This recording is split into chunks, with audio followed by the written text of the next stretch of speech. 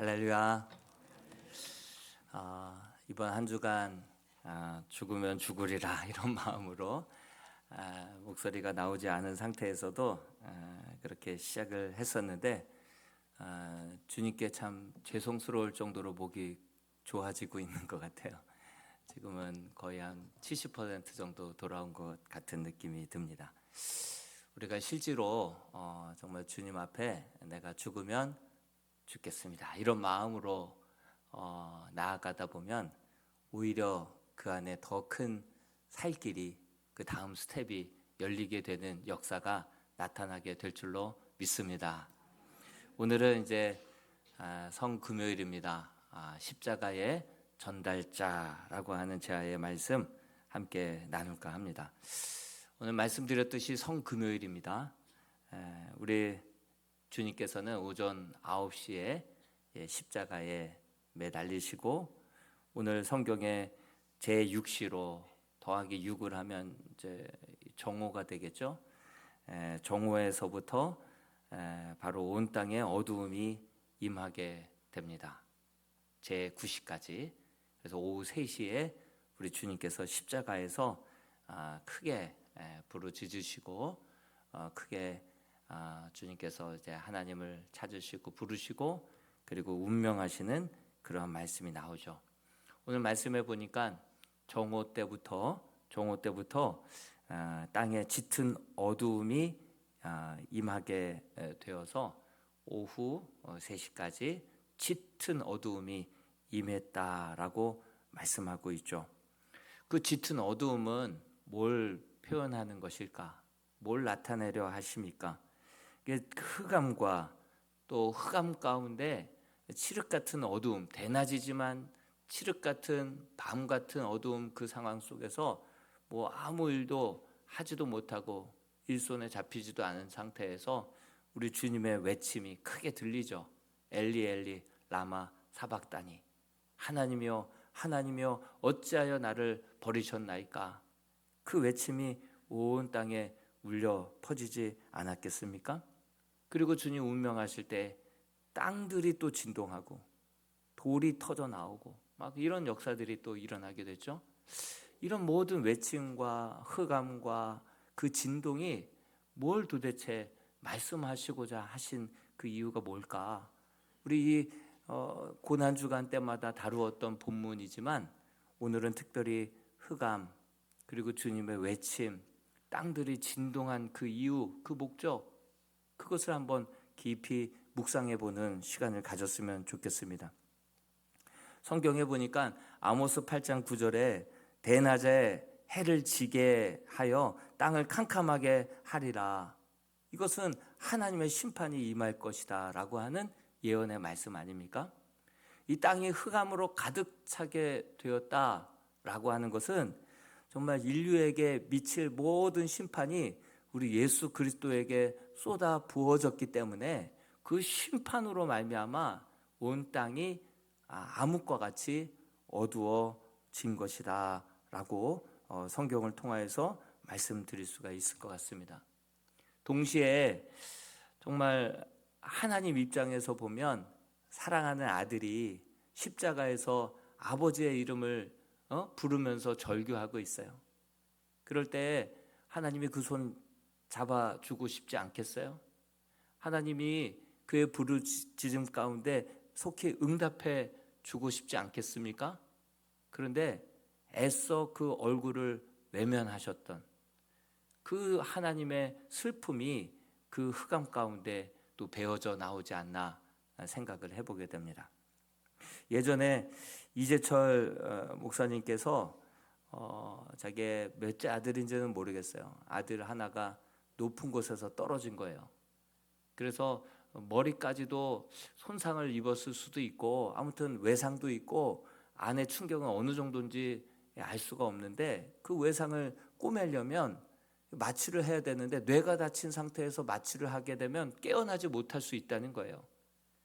그래서 생사를 마취하지 않고 꼬매는데 아버지께서 다리를 꼭 붙잡아 달라고, 꼭 붙잡아 달라고. 근데 다리를 붙잡는데 아들이 아빠 아빠 하면서 눈을 쳐다보면서 절규하는데 이건 뭐 어떻게 할 수 있는 방법이 없는 거죠. 그 아들의 절규 가운데 아빠 아빠 하면서 눈동자 떨리고 입술이 부들부들 떨리면서 아빠 나 좀 살려달라고 막 고백을 하는데, 외쳐대는데 그 수술 안 받게 할 수도 없고 또 어떻게 안 붙잡을 수도 없는 그런 상황 속에서 그 아들의 절규 가운데 어찌할 바를 알기 어려웠던 하나님 아버지의 마음을 느꼈다, 고백을 기억이 납니다. 하나님 아버지의 마음이 이와 같지 않을까. 그래서 어떤 한 신학자는 십자가에 달리신 하나님, 이렇게 얘기한 거야. 십자가에 달리신 하나님. 예수님만 십자가에서 고난과 순환과 고통을 당하신 것이 아니라 그에 못지않게 아버지, 하늘 아버지 되시는 그 하나님께서도 십자가에서 그 말할 수 없는 마음의 고통, 그 얼굴을 돌리시면서까지 그의 기도를 외면하셨던 그 하나님 아버지의 절규, 그 애도, 그 하나님의 애도에 온 땅이 함께 슬퍼했다. 그 애도로 인하여서 온 땅 피조 세계가 그 어두움이 짙게 깔린 것이다, 이렇게 표현하기도 합니다. 동시에 왜 온 땅에 어두움이 임했을까? 우리 주님이 이 땅에 오셨어도 정말 주님을 영접지도 아니하고 또 대신 십자가에 못 박혀 죽어도 저분이 왜 오셨는지, 저분이 왜 죽는지, 내가 죽어달라고 부탁한 것도 아닌데 전혀 자기와 상관없이 그날도 주님 십자가에 달리시고 그 정오가 되고 그 다음에 숨을 거두는 그 순간에도 여전히 주님 아무런 상관없이 그저 일상을 살아내고 있는 저들, 먹고 마시고 그날 또 시집가고 장가가는 사람 없었겠어요? 그냥 일상을 그냥 주님이 와도 왔는지 죽으셔도 왜 못 박히시는지, 왜 운명하시는지, 왜 저렇게 절규하시면서 저 무거운 짐을 홀로 지셔야 되는지 전혀 상관없이, 관심도 없이 그렇게 일상을 막 살아내는 그런 사람들에게 흑암을 허락하셔서 일을 할 수도 없게 멈춰서게끔, 도대체 이게 뭐야? 이게 왜 그래? 무엇 때문에 그래? 누구 때문에 그래? 그것으로 잠깐이라도 그 걸음을 멈추게 하시고 그 주님을 한번 바라보게 하시고 십자가상에서 엘리 엘리 라마 사박다니 외치며 막 그렇게 소리 지르고 있는 그 주님, 저분 왜 오셨대? 도대체 왜 죽으시는 거래?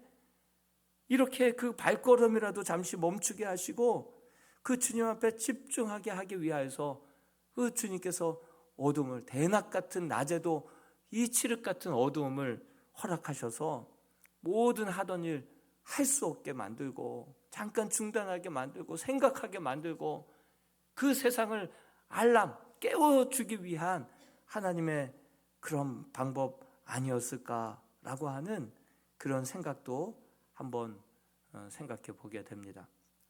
그분이 돌아가신 이유는, 죄 없으신 그분이 돌아가신 그 이유는 순전히 나의 죄 때문이고, 그토록 참혹하게 돌아가신 그 이유는 바로 우리의 죄가 그렇게 은밀하고 가증하고 교활하고 정말 우리의 죄악이 그토록 참혹했기 때문에 우리 주님은 나의 죄 때문에 저렇게 참혹하게 돌아가셨다라고 하는 사실을 잠시 우리 바쁜 일상을 내려놓고 일도 할 수 없게끔 하지 않게끔, 그리고 주님께 좀 집중하게 하기 위한 하나님의 그런 방법이지 않았나, 그 심정이지 않았나라는 생각도 해보게 됩니다.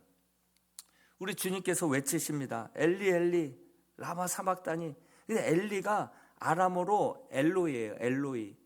근데 사람들은 그 소리를 듣고 뭐 엘리야를 찾나 보네, 엘리야를 부르고 있다, 이렇게 착각을 했죠. 그래서 아람어로 엘리야는 뭔가 봤더니 엘로이야예요. 엘로이. 그러니까 엘리는 아람어로 엘로이고 엘리야는 엘로이야인 거예요. 비슷하잖아요. 그러다 보니까 사람들이 엘리야를 왜 찾는데 이러고 있는 것이죠. 예. 주님께서 이렇게 부르짖음은 무엇 때문에 부르짖음이었을까요? 물론 당연히 육체적인 고통이 너무나도 심해서 보통 십자가에 달려 돌아가시는 죄인들을 보면 2, 3일도 버틴다고 그러잖아요. 2, 3일도. 근데 주님은 6시간 만에 돌아가신 거예요. 6시간 만에. 육체적인 고통으로 인한 그 부르짖음이었을 수도 있습니다. 근데 성경을 가만히 보다 보면 그 주님의 육체적인 고통보다도 그 주님의 마음의 고통을 묘사하고 있는 내용들이 더 많다라는 것을 보게 돼요. 우리 마태복음 27장 27절에서 31절을 공동 번역으로 한번 읽어 보겠습니다. 시작. 총독의 병사들이 예수를 총독 관저로 끌고 들어가서 전 부대원을 불러 모아 예수를 애워쌌다. 그리고 예수의 옷을 벗기고 대신 주홍색 옷을 입힌 뒤 가시로 왕관을 엮어 머리에 씌우고 오른손에 갈대를 들린 다음 그 앞에 무릎을 꿇고 유대인의 왕 만세 하고 떠들며 조롱하였다. 그리고 그에게 침을 뱉으며 갈대를 빼앗아 머리를 때렸다. 이렇게 희롱하고 나서 그 옷을 벗기고 예수의 옷을 도로 입혀 십자가의 못박으로 끌고 나아갔다. 육체적인 고통보다도 너 왕으로 왔다며? 유대인의 왕이시여.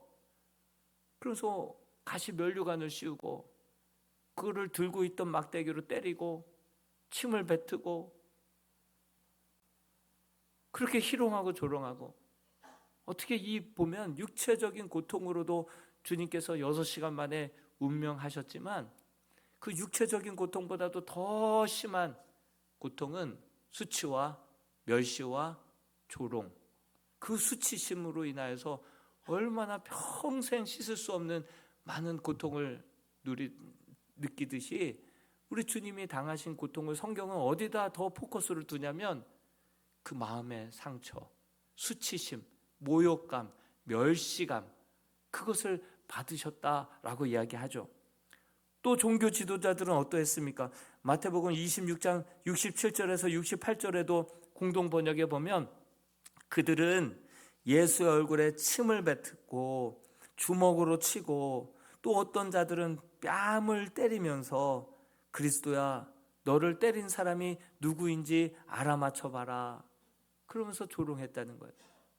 성경이 더 포커스를 두고 부각하고 드러내는 것은 우리 주님의 수치와 멸시, 천대, 뺨으로 맞았다는 것은요, 침뱉음을 당했다는 것은요, 하나님의 아들이신 그 주님이 정말 씻을 수 없는 수치와 모욕감을 당한 거 아니겠습니까? 그거보다도 우리 주님께서는 더 또 괴로워하셨을 것은 3년 반 동안 함께 하시면서 모든 온갖 사랑과 가르침과 그 모든 마음을 쏟아부었던 제자들이 하나같이 주님을 부인하고 배신하고 저주하고 그리고 흩어 도망갔다라고 하는 배신감, 그것도 그 마음에 아주 무거운 십자가이지 않았을까 생각을 해보게 됩니다. 아무리 그렇다 하더라도 사람은 세상에 내 편 한 명만 있어도 사라지는 거 아니겠습니까? 그래서 다윗은 다 원수가 나를 대적한다 할지라도 여호와 하나님만 나의 내 편이 되어 주신다라고 한다면, 나의 도움이 되어 주신다라고 한다면 정말 내가 정말 그렇게 다시 한번 일어설 수 있습니다. 이런 고백을 시편 여러 곳에서 하고 있지 않습니까? 시편 27편 9절에서 10절에 주의 얼굴을 내게서 숨기지 마시고 주의 종을 노하여 버리지 마소서. 주는 나의 도움이 되셨나이다. 나의 구원의 하나님이시여 나를 버리지 마시고 떠나지 마소서. 내 부모는 나를 버렸으나 여호와는 나를 영접하시리이다. 부모조차도 나를 버리고 떠날다 할지라도 하나님만이 내 편이시고 그 얼굴을 숨기지 마시고 나와 함께 하신다면 내가 견뎌낼 수 있습니다. 이겨낼 수 있습니다. 이것이 우리의 믿음 아닙니까? 우리의 신앙 아닙니까? 그런데 십자가에서는 그 하나님조차도 그 얼굴을 돌리신 거예요. 그의 죽음을 외면하신 거예요. 그러자 우리 주님께서는 육체적인 고통, 멸시와 수치심, 배신감, 거기에다가 하나님까지 고개를 돌리시고 외면하시는 그 고통으로 인하여서 인류 모든 죄를 다 저주를 뒤집어 쓰시고 그 고통 가운데 마지막 크게 절규하며 가셨다는 거예요. 여러분, 보통 우리가 장례를 치를 때 보면, 마지막 운명할 때 보면 사람이 힘이 하나도 없습니다. 그래서 말은 못하고 그래도 귀는 살아있다 그래서 귀에다가 마지막 사랑합니다, 수고하셨습니다, 감사합니다 고백하고 힘없이 아무 말 없이 그렇게 운명하지 않습니까? 근데 우리 주님께서는요, 크게 소리 질렀다. 두 번이나 크게. 우리 주님께서는요, 마지막 순간에도 힘이 남아 있었던 거예요. 크게 마지막 우리에게 들려주고자 했던, 하나님께 외치고자 했던 그 마음, 외침이 그게 있었다는 것이죠. 4세기 말에 콘스탄티노플 대주교였던 존 크리소스톰이라고 하는 그 대주교가 있었습니다. 그는 황금의 입이라고 하는 별명을 가지고 있었던 분이죠. 그분이 예수님이 십자가에서 크게 소리 지르신 것은 이렇게 표현하고 있어요. 예수님이 힘이 없어서 돌아가심이 아니다. 힘이 없어서 돌아가신 것이 아니다. 예수님이 어쩔 수 없어서 돌아가심도 아니다. 예수님이 죽으심은 아직 힘이 남아 있었던 그런 죽으심이었고, 하늘의 12군단도 부려서 그 십자가에서 내려올 수도 있고 저 로마 군병들을 무찌를 수도 있었던 그러한 상황이었지만, 우리 주님께서는 그 힘을 사용하지 아니하시고 자발적으로 계획된 죽음이었고 분명한 목적이 있었던 죽음이었다, 이렇게 고백하고 있습니다. 예수님이 할 수 없이 죽으심이나 절대로 어쩔 수 없이 죽으심이 아니었다, 이렇게 얘기하고 있습니다. 많은 사람들이 얘기하죠. 많은 분들이 십자가를 묘사할 때 버스에 수많은 사람을 태우고 내리막길을 내려가는데 앞에 길 한복판에 어린 아이가 서서 그 내려오는 버스에 도망치지도 이리 피하지도 저리 가지도 못하고 그냥 어쩔 줄 모르고 서 있는 거예요. 갑자기 핸들을 틀면 어떻게 돼요? 갑자기 핸들을 틀면 버스가 전복이 돼서 안에 있는 사람들이, 가득 메운 사람들이 다 다치거나 죽을 수 있는 상황이에요.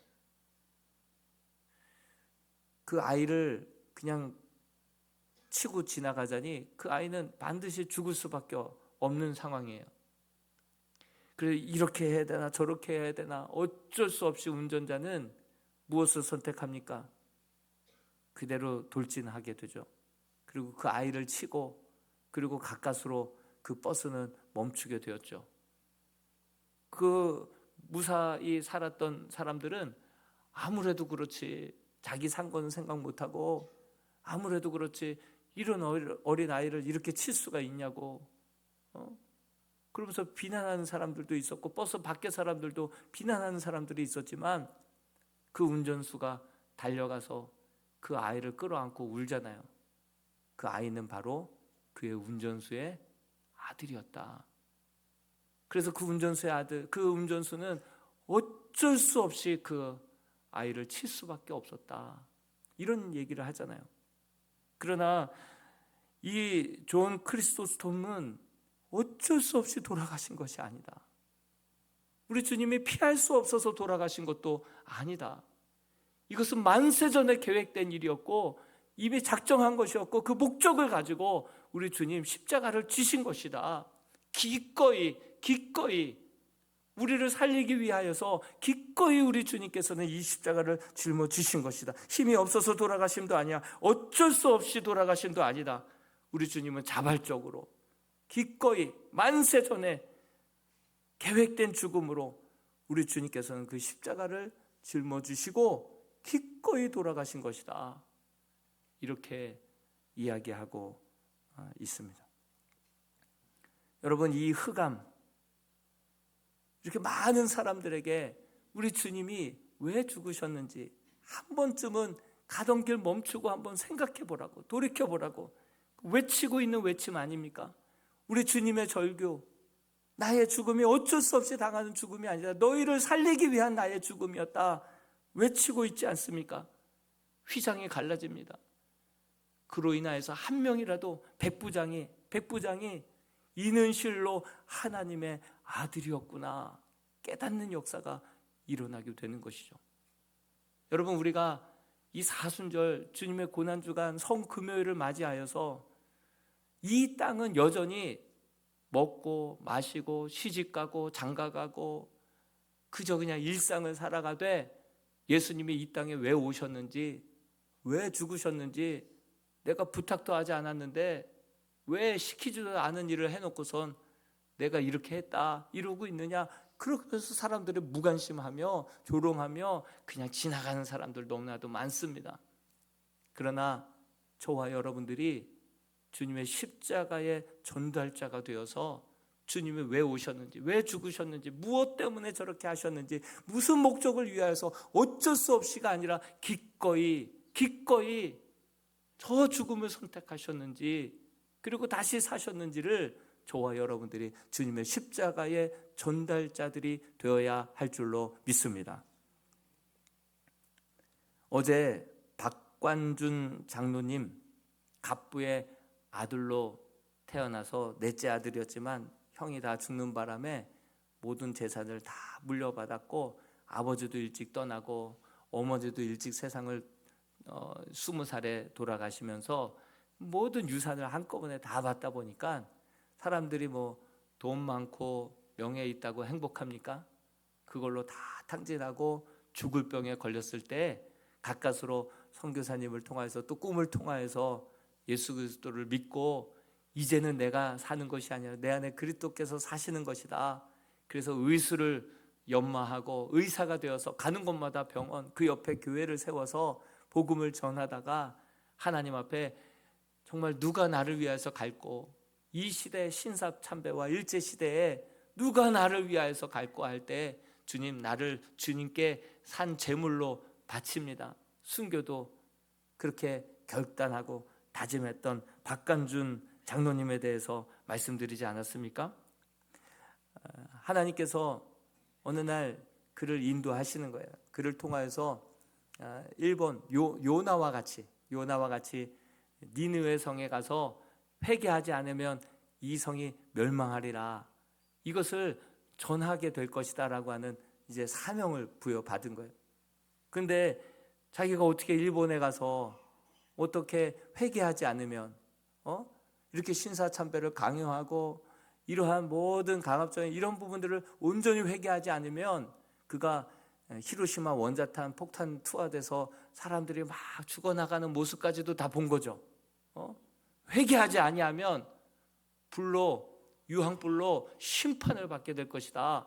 이것을 전달하러 가야 되는데 일본어를 한마디도 못하는 거예요. 아니 하나님, 나는 일본어 한마디도 못하는데요. 평양성으로 가봐라. 평양으로 내려갑니다. 이미 보성 여학교 음악 선생이자 동시에 일본어 선생이었다가 이 신사 참배를 거절했어요. 신사 참배할 때 그 교장이 당신만 믿냐? 나도 믿는다. 당신만 크리스찬이냐? 나도 믿는. 학교를 살려야 될 거 아니냐? 그러면 제가 여기서 그만두면 어떻게 하자는 거냐? 그럼 제가 가겠습니다. 가서 신사 참배를 혼자 안 한 거예요. 다 엎드려 고개를 숙일 때 혼자 떡하니 있었던 거예요. 아니나 다를까 집에 왔더니 이제 체포하러 온 거예요. 그리고 잡혀가서 수사를 받는 도중에 전화가 와서 상급자에게 전화 오니까 부들부들 떨면서 뭐 어찌할 바를 몰라 하면서 결국 방에 혼자만 남게 된 거예요. 아무도 없는 거예요. 그래서 문을 열고 나와 보니까 다 자기 일로 바빠. 그래서 천연덕스럽게 그냥 나와가지고 집에 와서 이제 다른 곳에 공기 좋고 물 좋은 곳에 그렇게 또 자기 여동생 있는 가까운 곳에 그곳에 이제 터를 닫고 거기에서 말씀 보고 기도하고 또 잡혀 들어가면 이제 금식도 훈련하는 거예요. 3일, 6일, 10일 그러다가 40일도 금식을 훈련하는 거예요. 그리고 잠잘 때도 이불을 안 덮고 자는 훈련을 하는 거예요. 잡혀 들어가면 고문 당하고 어려움 당하고 이런 것들을 미리 다 훈련을 하는 거예요. 금식도 훈련하고 이불 안 덮고 자는 것도 연습하고 그리고 말씀 보고 기도하고 그 깨어서 있는 가운데 하나님께서 평양성으로 가라는 거예요. 평양성으로. 예. 그래서 어머니와 함께 평양성에 가서 그냥 지인의 집에 있는데 어떤 이 박관준 이 노인 이 머리가 이제 어제 사진 보셨죠? 예? 없으신 분이 막 급히 와서 안 선생이 있냐고. 안 선생 아무런 관계도 없었어요. 사돈의 팔촌도 뭐 지인을 통한 관계도 없었어요. 근데 안 선생 여기 있냐고. 성령의 인도하심을 받아서 그곳까지 온 거예요. 일본어 가이더 역할을 이분에게 부탁하기 위해서 하나님이 강권적으로 보내주셔서 그 문 열고 들어와서 여기 안 선생이냐고. 안 선생이냐고. 자초지종을 들어보니까 하나님이 보내주신 거예요. 여러분, 주님에 대해서 누가 소리칠 사람이 없고 외칠 사람이 없다 보니까 늙은 노인, 20 갓된 그 여인, 이들을 불러서라도 소리치게 만들고 그렇게 외치게 만드셨던 하나님의 심정이 느껴졌어요. 그리고 그들이 그렇게 기도하고 같이 모여서 사람들이 예배하고, 그러나 그들이 늘 했던 생각들은 우리가 가서 이렇게 뭐 늙은 노인과 이제 시집도 안 간 이 20살 넘은 여인이 그 일본 제국주의 그 심장부에 가서 떠들었다 한들 이게 무슨 자극이 되고 무슨 의미가 있겠냐. 이거 개죽음 아니냐. 개죽음 아니겠나. 이런저런 생각과 압박에 밤에 잠을 잘 수가 없게 된 거예요. 막 기침이 계속 나오고 이러다가 죽겠다 싶은 거예요. 그럴 때 했던 기도가 생각이 나요. 병 들고 아파서 이렇게 죽느니 멋지게 순교하다 죽게 해 주옵소서. 박관준 장로님이 늘 기도했던 기도 아니겠습니까? 그 안희숙 여사도 하나님 이렇게 죽는 것보다는 의미 있게 죽고 싶습니다. 그런 마음으로 죽으면 죽으리이다. 에? 믿음이 이기네, 믿음이 이기네, 이 찬양을 불러가면서 하나님 내가 죽으면 순종하겠습니다. 순종하겠습니다. 그렇게 결단을 이제 하게 됩니다. 그리고 일본으로 건너갈 때 이제 열차 티켓도 있고 배 티켓도 끊고 가야 되지만 법이 바뀌어서 도항증이 있어야 돼요. 도항증이 있어야 이제 열차도 탈 수 있고 일본도 건너갈 수 있는 거예요. 그런데 이 박관준 장로는 이 경찰청에 가서 도항증을 끊으려고 하면 바로 체포될 사람인 거예요. 바로 체포될 사람인 거예요. 예? 그러다 보니 나는 도항증을 끊을 수 없다. 없이 그냥 티켓만 가지고 가는데 순사가 그렇게 한 명 한 명 검사를 하고 도항증을 체크를 하는데도 불구하고 하나님이 순간 눈멀게 하시고 지나치게 하시고 이런저런 방법으로 열차에서도 배에서도 무사히 일본에 도착하게 만드신 거예요. 그것도 참 희한한 간증이에요. 그곳에서 많은 일본 장군들 또 대의사들을 만나서 하나님의 말씀을 선포합니다. 지금 이렇게 바뀐 총독으로 인해서 지금 조선 땅에서 이런 추악한 일들이 일어나고 있는데 회개하지 아니하면 불유황의 심판이 있을 것이라고. 그리고 결국에는 국회의사당, 일본의 국회의사당에 이제 방청객의 티켓을 얻어서 들어가는 거예요. 들어가서 그곳에서 경고문을 펼쳐 들고 경고문을 그들에게 선포하면서 그렇게 알리고 그 자리에서 이제 체포가 되게 되는 것이죠. 그 결국은 박관준 장로님은 해방되기 1년 6개월 전에 그렇게 감옥에서 순교하게 되었고, 이 안희숙 여사는 6년 동안 옥고를 치르는 가운데서도 정말 하나님께서 이 사형 언도 내리기 사흘 전에 독립을 맞이하게 하신 거예요. 한 사람은 죽음으로 말을 하고 한 사람은 다시금 살아나서 결국은 이제 미국으로 넘어가 그곳에서 사모가 되고 20년을 살다가 20년을 주님의 선교사로 살다가 이제 고국으로 20년 만에 돌아온 거예요. 돌아와서 보니 그렇게 목숨 바쳐서 그렇게 나라를 위하여서 그랬던 나라가 봄이 오고 이렇게 잘 살고 이렇게 평안하게 예배를 드리는 그 모습을 바라보면서 얼마나 감격스러운지, 얼마나 감사했는지, 그때 20년이 지난 그 이후에 죽으면 죽으리라 이 책을 쓴 거예요. 이 책을 써서 1976년도부터 이 책을 통해서 박간준 장로님도 잊혀졌지만 이렇게 다 이름이 드러나게 되고, 이 민족의, 여러분 보십시오. 하나님께서는 온 땅이 어두워지게 만들어서 이 땅을 통하여서 이 돌들로 인하여서 외치게 만든 거 아니겠습니까?